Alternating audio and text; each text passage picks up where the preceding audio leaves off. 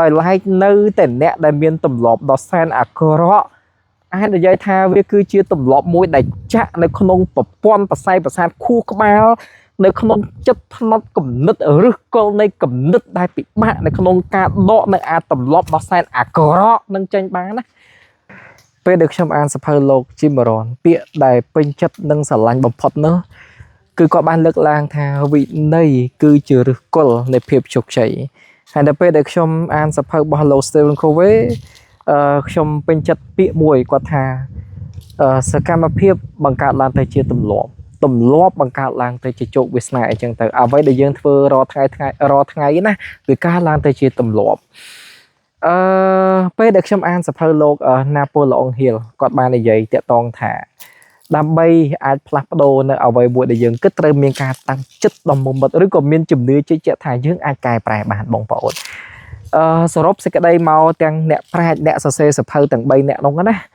សរុបសេចក្តីមកខ្ញុំសំយោគឲ្យគិតឡើងចេះថាទេអ្វីដែលគាត់និយាយហ្នឹងវាស្រួលទេចុះហេតុអីបានសកម្មភាពមួយចំនួនយើងពិបាកខ្លាំងម្ល៉េះជាក់ស្ដែងដូចជាខ្ញុំនិយាយពីទម្លាប់នៃការចោលសម្រាមមួយសិនអូនទីតាំងនេះស្អាតណាឥឡូវយើងក៏មកបង្ហាញប្លង់អត់ល្អយើងបង្ហាញប្លង់ល្អសិនស្អាតខ្លាំងមែនតើវាមានថ្មវាមានថ្នាក់វាមានទឹកធ្លាក់វាមានអីយើងមើលទៅវាគួរជាទីរីករាយជ្រះថ្លាខ្លាំងមែនតើពេលដែលមកទោះបីជាខែក្តៅក៏ដោយយើងតបប្រមស្មុកស្វាយនឹងរឿងក្រៅជាច្រើនក៏ដោយគ្រាន់តែយើងមកដល់ទីនេះមកវាធ្វើឲ្យអារម្មណ៍របស់យើងស្រស់ស្រាយនៅក្នុងចិត្តខ្លាំងមែនតើអារម្មណ៍ដែលយើងកំពុងតែស្រស់ស្រាយកំពុងតែអបអរសាទរជាមួយនឹងសម្លេងសត្វយំជីកចាច់បងប្អូនលឺរួមជាមួយនឹងសម្លេងទឹកធ្លាក់បូកជាមួយនឹងធម្មជាតិហើយនឹងសម្លេងសត្វរៃ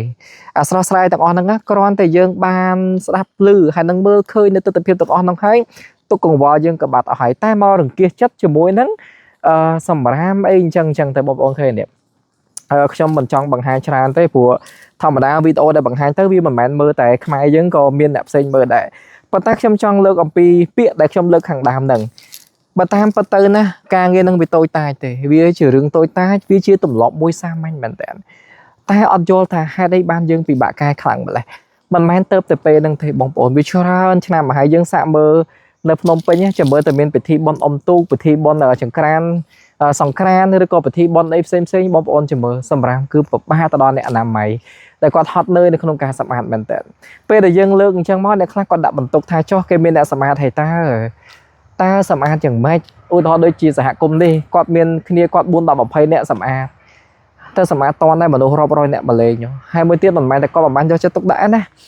គាត់មានបាវសម្រាមមានអីដាក់តាមគល់ឈើឬក៏មានកន្លែងទុកដាក់សម្រាមមានកន្លែងទុកដាក់ឲ្យដែរក៏ប៉ុន្តែទម្លាប់មនុស្សមួយចំនួនក៏អត់កែទេនិយាយនេះមិនមែនថាឲ្យទាំងអស់គ្នាទេអ្នកដែលគេល្អអ្នកដែលគេកែប្រែគេបានកែប្រែទៅហើយដោយឡែកនៅតែអ្នកដែលមានទម្លាប់ដ៏សែនអាក្រក់អាចនិយាយថាវាគឺជាទម្លាប់មួយដែលចាក់នៅក្នុងប្រព័ន្ធប្រស័យប្រសាទខួរក្បាលនៅក្នុងចិត្តផ្នត់គំនិតឬគល់នៃគំនិតដែលពិបាកនៅក្នុងការដកនៅអាទម្លាប់ដ៏សែនអាក្រក់នឹងចេញបានណាវាពិបាកមែនតើបងប្អូនពិបាកខ្លាំងមែនតើពិបាកអត់ដឹងថាហេតុអីបានជាគ្រាន់តែចោលសម្រាមឲ្យបានត្រឹមត្រូវទុកដាក់សារ៉ាបានត្រឹមត្រូវហេតុអីបានឲ្យអ្នកដទៃគេឈឺក្បាលជាមួយហេតុដល់បើយើងនិយាយទៅសិទ្ធិរបស់គេធ្វើអីក៏ស្រេចតែគេអ្នកសិទ្ធិរបស់អ្នកធ្វើអីជារឿងរបស់អ្នកក៏ប៉ុន្តែអ្នកបានធ្វើឲ្យប៉ះពាល់ទៅដល់បរិស្ថានធ្វើឲ្យប៉ះពាល់ទៅដល់អារម្មណ៍អ្នកដទៃផ្សេងអញ្ចឹងទៅហើយម្នាក់ចង់រកកន្លែងស្អាតហ្នឹងហើយទៅរកកន្លែងស្អាតទៅរកកន្លែងល្អកន្លែងអីអញ្ចឹងទៅជិះឡានជិះម៉ូតូរាប់គីឡូហើយទៅបំផ្លាញកន្លែងនឹងចោលបុគ្គលមួយចំនួនណាខ្ញុំនិយាយនេះមិនផ្ដោតទៅលើបុគ្គលណាទេតែបើបុគ្គលណាមានខ្លួនអ្នកឯងទទួលយកទៅទោះបីជាកម្រិតប៉ុណ្ណាក៏ដោយឧទាហរណ៍ថាបើសិនជាមានខ្លួនណាទោះបីជាអ្នកកម្រិតឋានន្តទូនាទីតរៈសាប៉ុណ្ណាក៏ដោយខ្ញុំអត់ដែរខ្វល់ទេនិយាយជារឿងពិតទោះបីអ្នកឯងកម្រិតប៉ុណ្ណាក៏ដោយបើចេញមកអញ្ចឹងយើងមិននិយាយមិនកាត់យើងនៅគេនិយាយទៅហើយប្រជាជនខ្មែរនៅគេនិយាយទៅវារឿងពិតហ្នឹងហើយវាជារឿងពិតហើយបានទម្លាប់អាក្រក់មួយចំនួនយើងមិនបោះចោលយើងដឹងហើយថា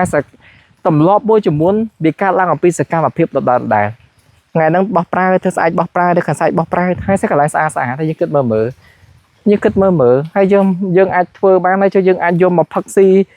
កុំថាផឹកស៊ីក៏វាអាក្រក់ស្ដាប់ពេកតែបើយើងប្រើពាក្យផឹកស៊ីវាគ្រាន់តែជាងផឹកច្រាកដានធូងយើងវាប្រើវាគ្រាន់តែជាងពាក្យហ្នឹងហ្នឹងហើយអញ្ចឹងយើងគ្រាន់ប្រើពាក្យផឹកស៊ីដូចជាវាមិនធ្ងន់ទេបងប្អូនហ្នឹងហើយយើងនិយាយសំដៅទៅលើអ្នកដែលគាត់ អត់មានសតិដោយសារបច្ចេកញៈតែអត់មានប៉ះពាល់អ្នកល្អទេព្រោះធម្មតាអាការយល់ដឹងពីសម្រាមពីសុខភាពពីអីហ្នឹងបច្ចុប្បន្នមនុស្សយល់ដឹងច្រើនណាស់វាមានតិចតួចមែនតើអាតិចតួចហ្នឹងពេលខ្លះពិបាកនិយាយហើយបើសិនជាក្មេងៗខ្លះចេញមកហើយណាហើយចុះយើងនិយាយទៅវាពិបាកណាស់ប៉ុណ្ណឹងចុះអរគុណច្រើន